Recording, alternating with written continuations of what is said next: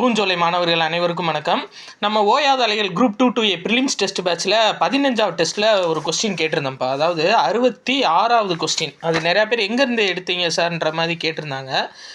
66 இந்த இருக்குது பார்த்தீங்களா. அதாவது கீழ்காணும் கூற்றுகளில் தந்தை பெரியார் கூறியதில் சரியானது எது? தமிழுக்கு மேலாக இந்தியை அறிமுகம் செய்வது திராவிடர்களுக்கான வேலைவாய்ப்பை மறுப்பதாக அமையும். இந்தி மொழி அறிமுகம் செய்யப்பட்டால் தமிழ் மொழி பாதிப்புக்கு உள்ளாகும். இது வந்து ரா ஃபைலு, பட் கொஸ்டினில் கரெக்டாக இருந்துச்சு. சரியா? இந்தி மொழி அறிமுகம் செய்யப்பட்டால் தமிழ் மொழி பாதிப்புக்கு உள்ளாகும் அப்படின்னு சொல்கிறது. சரி, அது 2 பெரியார் சொல்லியிருக்காருன்னு கொடுத்துருந்தேன். கூற்று 1 சரி 2 தவறு. ஏன்னா 2வது வார்த்தை வந்து மறைமலை அடிகளார் சொன்னது. இது எதில் இருக்குது அப்படின்னு சொல்லி பார்த்தீங்கன்னா நம்ம 10th புக்கில்ப்பா. அதாவது 10th தமிழ்நாட்டில் சமூக மாற்றங்கள் அப்படின்ல 10வது லெசனில் இந்த இருக்குது பார்த்தீங்களா. அதாவது சிங்காரவேலர் இருப்பார், அது பக்கத்தில் கொடுத்துருப்பாங்க. தமிழுக்கு மேலாக இந்திய அறிமுகம் செய்வது திராவிடர்களுக்கான வேலை வாய்ப்பை மறுப்பதாக அமையும் அப்படின்னு சொன்னது பெரியார்.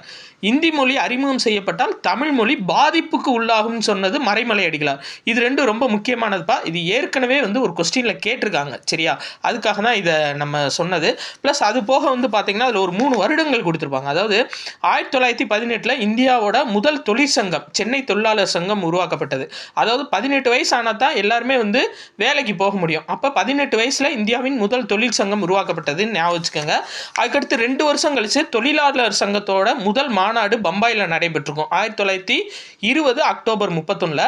இப்போ இது வந்து 2 வருஷம் கழிச்சு 3 வருஷம் கழிச்சு 1923 முதலாக மே தின விழா ஏற்பாடு செய்யப்பட்டிருக்கும் தொழிலாளர்களுக்காக. சிங்காரவேலர் அவர் வந்து பார்த்தீங்கன்னா இந்த விழாவை அறிமுகம் செஞ்சு வச்சிருப்பார்ப்பா. ஸோ இந்த 3 இன்ஃபர்மேஷனும் முக்கியமாக பார்த்துக்கோங்க.